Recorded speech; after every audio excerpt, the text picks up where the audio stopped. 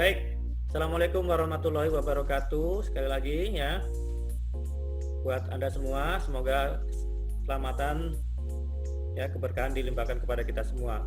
Jadi judul pada sesi ketiga ini adalah Marketing Logistik Service, di mana di sini akan ada subtopiknya peran rantai pasok atau supply chain, juga peran logistik dalam era global dan pemasaran logistik ya. Baik, kita tidak berpanjang lebar, kita masuk ke pokok bahasan ini ya. Tadi sudah saya sebutkan, ini termasuk di sini pemasaran logistik yang berfokus pada pelanggan dan pemasaran logistik internasional serta saluran pemasarannya.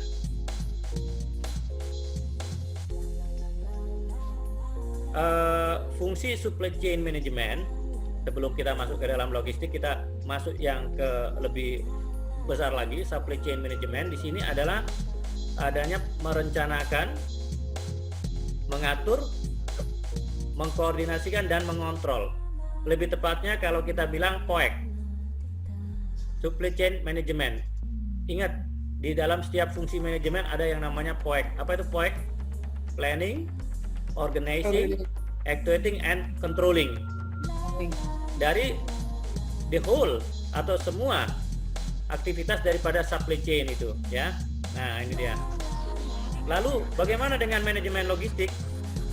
Manajemen logistik sendiri di situ disebutkan karena dia di sini menganut bagian dari proses supply chain, maka tentu saja di situ ada merencanakan juga, ada mengimplementasikan ya. Jadi tahap implementasinya itu lebih di manajemen logistik ya. Fungsi supply chain itu mengatur. Sebetulnya koordinasi itu juga bagian daripada implementasi actionnya itu. Kemudian mengontrol, controlling ya. Nah, di sini dia mulai spesifik nih. Dia mengontrol aliran barang, jasa, informasi ya, secara efisiensi dan efektif mulai dari poin titik awal sampai ke origin, dari point of origin, dari titik awal hingga ke point of consumption. Jadi dari titik awal sampai dia tahap konsumsi ini ya. Kemudian dengan tujuan tentu memenuhi kebutuhan konsumen supaya konsumennya happy. Ingat lagi tujuan kemarin ya, untuk pelanggan itu happy. Kalau terpenuhi semua kebutuhan pelanggan itu, pelanggan akan happy ya. Itu tujuan dari logistik. Ingat-ingat ya. Kemudian berikutnya, supply chain management ini apa sih? Saya tidak bosan-bosannya mengingatkan, dia adalah suatu integrasi dari proses bisnis utama. Jadi kata kuncinya keberhasilan suatu supply chain management itu adalah integrasi. Bagaimana menyatukan dari bisnis utama dimulai dari end user hingga original supplier. Jadi maksudnya gini, original supplier sampai end user, dibalik kalimatnya ya. Jadi ini dari belakang dia ngomong end user hingga original supplier. Jadi sebetulnya dari original supplier sampai dengan end user ya. Di mana si original supplier ini menyediakan produk ataupun jasa dan juga informasi yang bernilai tambah bagi konsumen atau stakeholder lainnya ya. Jadi ini suatu aliran ya, kalau kita lihat di sini mulai dari original supplier, di mana original supplier ini menyediakan raw material. Raw materialnya nih di sini, ini original suppliernya. Kemudian masuk ke dalam suatu gudang, lalu masuk ke suatu manufacturer untuk diolah itu bahan baku menjadi bahan jadi. Kemudian setelah menjadi bahan jadi, ya. Jadi ini ada gudang, ini manufacturing, ini pabrik, ini ada gudang finishing good itu termasuk dikemas, ya, barangnya dikemas di situ, ya, diperbaiki ya.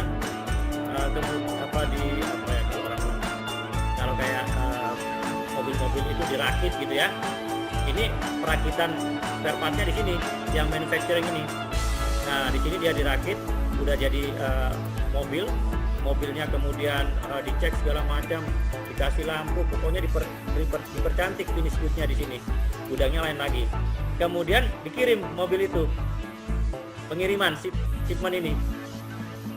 Nah, langsung ke direct customer bisa, atau ke tempat-tempat di mana agentnya berada.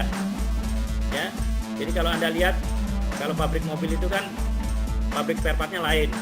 Nanti pabrik merakit mobilnya juga beda. Kemudian dikirim ke dealer atau ke agent-agentnya. Baru dari agent dibeli oleh si pembeli, ya kan? Gitu. Nah, ini adalah suatu proses yang namanya proses supply chain management, menyatukan semua aktivitas ini sehingga dia menjadikan suatu nilai tambah, ya. Oke. Kemudian berikutnya, keseimbangan arus barang itu masih menjadi tantangan di Indonesia, ya. Di sini kita lihat logistik nasional, di mana angkutan jalan ini berkontribusi hingga 91,25%. Sementara laut cuma 7%, ya. Kemudian kereta api dan sungai 0, sekian, ya, gitu. Nah, di sini Anda lihat juga kontribusi angkutan darat ini tidak diimbangi dengan idealnya infrastruktur jalan. Jadi makanya infrastruktur itu lagi benar-benar digenjot, kayak tol yang diperbaiki segala macam. Nah, guna untuk bisa menyimbangi transportasi truk ini, ya.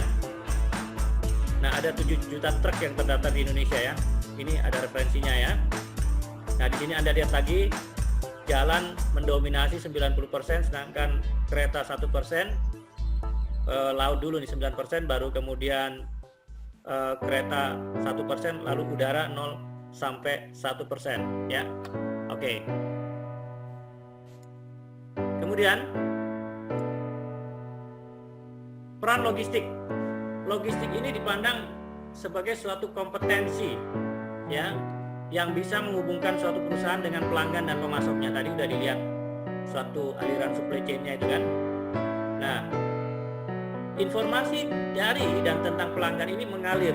Jadi ada informasi tadi, ya, pertukaran informasi. Kemudian kita lihat dalam bentuk penjualan, aktivitas perakiraan dan perintah. Jadi sekarang ini data-data digital itu dia bisa mengukur aktivitas penjualan udah sejauh mana, perakiraannya bagaimana, dan perintah untuk permintaan seperti apa. Itu bisa dilihat dari suatu sistem yang terintegrasi, gitu, ya. Nah, kemudian ada dua hal yang saling terkait, di mana ada arus inventaris dan informasi yang mengalir, gitu, ya. Nah, inventaris itu termasuk dana yang mengalir, ya. Nah, jadi ada aliran dana, kemudian ada aliran informasi, ya. Aliran kas yang masuk, kemudian ada aliran informasi yang mengalir dalam suatu logistik. Dan itu dua data itu bisa diolah dan digunakan sebagai perbaikan dalam memperbaiki kinerja pelayanan pelanggan, ya. Lalu bagaimana hubungan antara peran rantai pasok dan logistik? Ya, pernah kita sebutkan ini, ya, bahwa supply chain dan logistik ini adalah dua hal yang tak dapat dipisahkan. Nah, pernah kan saya kasih Anda definisi bahwa ada yang menganggap logistik ini sama dengan supply chain. Ada yang bilang logistik bagian dari supply chain. Ada yang bilang supply chain bagian dari logistik. Yang jelas keduanya ini tidak dapat dipisahkan, karena logistik itu katanya istilah yang lalu, supply chain ini istilah yang saat ini, gitu. Nah, secara makro bisnis ini turun, ya. Jadi kita mungkin bisa menyalahkan perlambatan ekonomi supply chain dalam negeri juga turun, ya. Apalagi semenjak yang namanya COVID-19 ini, kan, Anda lihat kan efeknya, efek domino jadinya, ya. Manajemen logistik berorientasi pada perencanaan dan kerangka kerja yang menghasilkan rencana arus barang dan informasi di seluruh perusahaan, ya. Dia akan mengutamakan pengelolaan arus barang dalam sebuah perusahaan. Sedangkan supply chain management ini mengutamakan arus barang antar perusahaan. Jadi ini antar perusahaan. Kalau ini dalam suatu perusahaan, kalau ini antar perusahaan. Karena tadi kan lebih luas lagi, ya. Nah, misalnya dari perusahaan ke toko, dari pabriknya ke dealer, melibatkan supplier juga tentu saja ya. Nah, dari hulu ke hilir ini dijelaskan di supply chain. Pokoknya supply chain management itu lebih luas dibandingkan logistik kalau menurut definisi di sini ya. Di sini logistik ini adalah di bagiannya, ini mungkin di bagian pergudangannya ya, anggap seperti itu. Katakanlah Honda, di dalam pabrik Hondanya seperti apa ya, itu, atau di perusahaan Hondanya seperti apa, tapi nanti di dealernya lain lagi, gitu ya. Kemudian pemasaran logistik yang berfokus pada pelanggan, di sini ada dua macam, kita lihat di gambar ini, ada B2B, business to business, ada business to consumer ya. Nah gitu ya, bagaimana titik awal yang logis memahami bagaimana suatu kompetensi logistik memberikan kontribusi terhadap kinerja pemasaran ya. Jadi logistik yang baik itu akan membuat pemasaran ini menggeliat, melakukan suatu kinerja yang baik juga ya. Nah, praktek logistik yang diinginkan diperiksa dari segi persyaratan siklus hidup produk. Jadi setiap produk itu punya siklus hidup ya. Kinerja logistik ini harus dimodifikasi dari waktu ke waktu agar bisa mengakomodasi kebutuhan pemasaran yang berubah-ubah ya, berubah-ubah maksudnya ya. Jadi orang itu keinginannya berubah-ubah, makanya pemasaran pun harus bisa menyikapi hal seperti itu. Nah, yang jelas di sini disebutkan logistik itu unik. Logistik itu logik dan unik. Nah, itu makanya singkatannya logistik, logik dan unik. Logiknya karena membutuhkan kompetensi dan suatu yang terukur ya. Jadi Anda kalau bermain di logistik atau Anda berkecimpung di logistik harus ada kompetensi yang terukur. Skill pekerjaan itu ada kompetensinya, bisa diukur. Dan uniknya dalam pelaksanaan dari tiap mengeksekusi suatu kebutuhan pelanggan itu unik ya. Kadang ada inovasi-inovasi yang ya istilahnya baru yang harus kita lakukan supaya hal itu bisa tereksekusi gitu. Jadi kadang-kadang nggak standar ya, unik, makanya disebut unik ya. Jadi ada barang baru, gimana nih eksekusinya kalau mau diangkat seperti ini. Nah, kadang-kadang perlu sesuatu yang unik, sesuatu yang inovatif. Nah, nanti kita akan tugasnya Anda salah satunya adalah menjelaskan tentang kompetensi itu ya, nanti kita lihat ya. Kemudian ini nanti di bagian dari tugas kelompok Anda, 7 kompetensi dasar bagi apa? Bagi operator logistik. Nah, sebagai operator logistik harus memiliki kompetensi dasar yang dijelaskan pada KKNI. Ada SKKNI, ada KKNI ya. Nah, pertama, bagaimana petugas atau suatu staf atau operator ini melengkapi dokumentasi penerimaan dan pengeluaran barang, produksi atau kargo. Nah, nanti Anda jelaskan di situ. Di masing-masing daripada kompetensi ini ada elemennya. Misalnya melengkapi dokumentasi, apa aja elemennya, job desk-nya apa aja, buktinya nanti apa. Nah, nanti tugas Anda adalah untuk menunjukkan bukti daripada elemen itu seperti apa. Nanti saya jelaskan sedikit. Kemudian mengidentifikasi produk dan menyimpannya ke tempat khusus ya. Nah, ini juga ada elemennya. Kemudian menyimpan catatan kontainer kargo ya, di mana kargo itu isinya apa aja. Kemudian melakukan perhitungan persediaan sisa barang, ini stok opnam. Biasanya sisa-sisa barang ini sisa berapa ya, yang telah keluar berapa, sisanya berapa.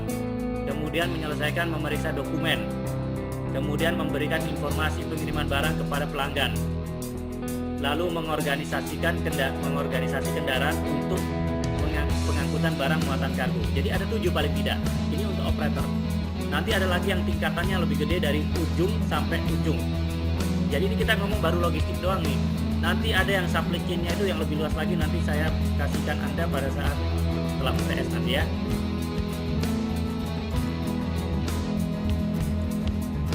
Nah, pemasaran logistik internasional. Kita kembali lagi ke pemasaran. Setelah kita bicara kompetensi, masuk lagi ke pemasaran. Pengantar pemasaran internasional di sini disebutkan bahwa pemasaran internasional ini adalah suatu konsep yang lebih luas mencakup pemasaran ekspor ya. yang berkaitan dengan produksi barang di satu negara dan pemasarannya. Nah, di Indonesia ini berbagai negara di dunia, ya, baik di Indonesia maupun berbagai negara di dunia. Jadi sementara pemasaran internasional ini adalah suatu konsep yang lebih luas dan mencakup globalisasi. Juga ada multinational company di situ dan gabungan Transportation Network Company (TNC) sebagai suatu usaha dan kolaborasi dari luar negeri, ya. Ini melibatkan. Nah, ini ukuran pasar dari industri logistik di Indonesia ini yang terbaru 2019. Kita lihat Indonesia ada di mana? Urutan berapa nih? Yang jelas Kamboja yang pertama yang tinggi GDP-nya, Laos, Vietnam, yang mana ini? Yang kelihatan sedikit berat. Kemudian Indonesia, kemudian Myanmar, Malaysia. Nah, Indonesia di sini kita lihat segmen ini, freight forwarding ini memiliki dominasi di logistik industri, ya, dan telah meningkat menjadi double digit, ya, CAGR-nya selama 2011 sampai 2016. Anda tahu apa yang namanya CAGR? Kita lihat nanti CAGR itu apa singkatannya, ya. Nah, ini CAGR itu adalah compound annual growth rate, tingkat pertumbuhan tahunan gabungan. Jadi kalau Anda baca tabel ada CAGR ini berarti dia ini gabungan. Kalau di sini ini kita lihat yang mana ini? Yang di sini Anda lihat yang warna biru ini berarti sea freight. Yang warna merah ini sebetulnya darat, rail freight atau land. Kemudian yang hijau ini saking dikitnya nggak kelihatan warnanya di sini. Nah, ini gabungan daripada darat, laut, dan udara. Kita lihat darat ini lebih banyak, kan? Nah, ini menunjukkan pada statistik juga menunjukkan bahwa pasar transportasi dan logistik telah tumbuh sebesar 13,7% di sini yang kita lihat yang di sebelah kiri ini, ya. Sedangkan di sini yang sampai 2015 ini kita lihat CAGR-nya 11%, ya, masih potensi lebih dengan 11%. Ya. Kalau digabungin semua itu transportasi yang mengangkut logistik itu, ya. Nah, ini bisa juga disajikan sebagai indikator logistik market yang ada di Indonesia, ya, dari CAGR, compound annual growth rate, tingkat pertumbuhan tahunan gabungan, ya. Kemudian saluran pemasaran logistik internasional itu ada clearance agent dan freight forwarder atau forwarding agent, menyediakan segala sesuatu yang diperlukan sebagai masukan kepada eksportir. Jadi ini juga bagian dari suatu pemasaran. Kalau dia nggak memberikan satu penjelasan, maka eksportir tidak akan mengetahui bagaimana suatu keputusan dia melakukan distribusi, melakukan ekspor, ya. Nah, jadi ini juga menjelaskan peran daripada clearance agent, forwarding serta logistik, ya. Kemudian kita lihat 3 pilihan strategi distribusi internasional. Di sini ada 2 dulu yang dijelaskan nih. International Distribution Strategy, yaitu strategi distribusi pengiriman berupa bahan mentah tadi saya bilang. Kemudian ada juga yang dikirim produk yang setengah jadi, ya. Dan ada juga istilahnya di sini foreign distribusi strategi, strategi distribusi asing. Ada yang istilahnya strategi distribusi internasional, ada yang foreign distribusi strategi. Ada yang disebut sebagai strategi panjang, margin, efisiensi. Ada yang disebutkan sebagai peran yang dimainkan oleh perusahaan yang berbeda. Nah, yang ketiganya nanti kita buat PR, ya. Apa yang strategi distribusi internasional yang satunya, ya? Kita lihat nanti. Yang jelas di sini ada emerging market. Ada gambar terkait dengan emerging market di mana dalam 5 tahun ini yang potensi mana kita lihat, China ini, ya, punya potensi, kemudian India, Brasil, Indonesia ada di urutan keempat nih, ya. Yang akan emerge major logistik market, yang Indonesia masih urutan keempat ini ya, di sini ya. Baru negara-negara berkembang lainnya di sini ya. Negara-negara dianggap negara kecil nih, tapi sebetulnya mereka juga udah mulai besar nih ya. Turki tidak bisa dianggap enteng nih. Lalu kemudian berikutnya, nah kesimpulannya daripada materi yang kita sajikan ini adalah dalam manajemen logistik itu dia punya target adalah untuk terpenuhi, di mana di situ mengelola arus barang dalam suatu unit usaha, dalam suatu skup yang lebih kecil ya. Kemudian kalau di SCM untuk agar arus barangnya itu terjaga, jadi dia lebih mengendalikan arus barang, memastikan arus barang lancar dari hulu ke hilir, dari supplier ke user ya. Ini lebih luas lagi ya. Ini dalam suatu unit usaha, ini dalam suatu flow-nya, ini flow yang cukup panjang, yang cukup besar. Jadi antar unit usaha ini kalau saya bilang ya. Ini kemudian kompetensi sumber daya tidak terlepas ini. Pada saat kita melakukan yang namanya logistik manajemen atau manajemen logistik, kemudian supply chain management, nah, ini kita memerlukan yang namanya kompetensi SDM. Perlu manajemen sumber daya manusia, manajemen operasional dan manajemen keuangan yang baik, agar itu bisa terlaksana dengan baik juga, ya, gitu. Nah, baik, ini kita sudah yang season 3 ini, potensi bisnis logistik di Indonesia. Ini Anda akan lihat data statistik Lembaga Ilmu Pengetahuan Indonesia 2017 menunjukkan biaya logistik di Indonesia termasuk yang tertinggi di kawasan Asia Tenggara. Angkanya mencapai 25 hingga 30% dari produk domestik bruto atau PDB. Ini menunjukkan betapa mahalnya biaya logistik di Indonesia dan dikeluhkan oleh para pengusaha. Biaya logistik yang tinggi ini menjadi salah satu masalah bagi pemilik usaha. Ya sama ya seperti bisnis yang lain kan, Indonesia negara begitu luas, logistik selalu menjadi tantangan utama. Bahkan di Pulau Jawa sendiri masih menjadi tantangan utama karena memang besar sekali wilayahnya. Dulu kita pakai airline aja, tapi kan kita tahu itu mahal sekali. Jadi memang harus muncul berbagai solusi baru yang solusi logistik alternatif lah, yang bukan juga yang konvensional. So konvensional kan kita nggak bisa tracking, nggak bisa, itu juga problem. Biaya logistik Indonesia yang tinggi saat ini dipandang sebagai peluang bisnis bagi Delivery. Delivery adalah perusahaan logistik berbasis aplikasi yang saat ini sudah beroperasi di Thailand, Filipina, dan Indonesia.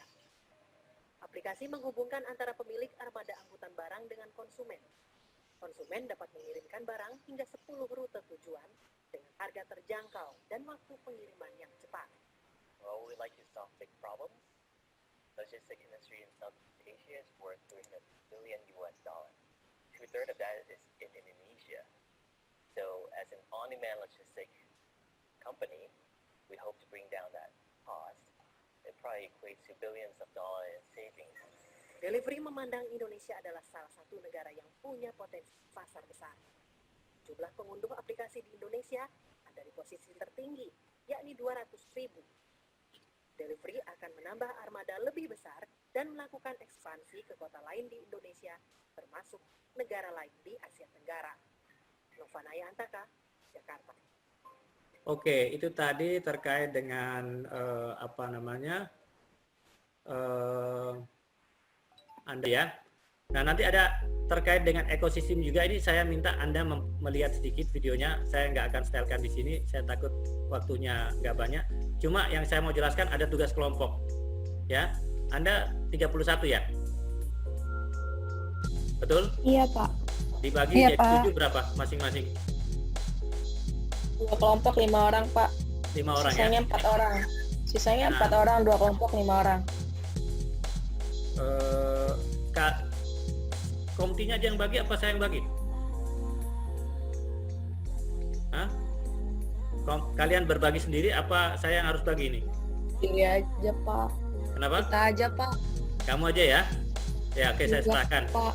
Nah, nanti tolong ini Anda berbagi, terserah yang satu siapa. Ini di dalam tugas kelompok ini Anda lihat ada file di sini, ada Word di sini. Anda buka. Tak tahu Anda bisa buka apa enggak ini ya.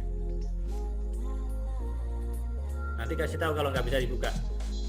Nah, yang jelas ini ada file Word di sini yang Anda harus isi. Jadi masing-masing cuma satu kompetensi ya. Satu kelompok, satu kompetensi. Dalam satu kompetensi itu ada beberapa elemen. Nah, di sini udah kebuka belum ya ini ya? Word-nya agak lama ya. Nah, saya mau Anda nanti mengisi kolom Word itu seperti ini. Kelihatan PowerPoint-nya? Kelihatan, Pak. Nah, saya mau Anda tiap-tiap grup, misalnya nih kompetensi pertama grup 1, melengkapi dokumentasi pengelolaan. Anda mengisi seperti ini nanti contohnya. Dalam kompetensi 1 itu ada berapa elemen ya? Ada katakanlah ada 3 elemen. Nah, elemen pertama ini nanti kosong nih. Ini kosong nih. Ini Anda isi. Ini nanti ini kosong. Kemudian Anda harus isi. Apa aja nih masing-masing ini? Bukti yang relevannya misalnya memahami checklist, penerimaan segala macam ya. Kemudian ini akan kurang dari 1 menit ya. Saya mau jelaskan yang di Word ini. Nah, ini yang kelompok 1 ngisi 1, 2, 3. Kelompok 2 yang ini 1, 2, 3 ya. Kelompok 3 yang ini 1, 2, 3, 4, 3 juga. Nah, seperti itu ya. Saya mau Anda ngisi di Word itu seperti itu.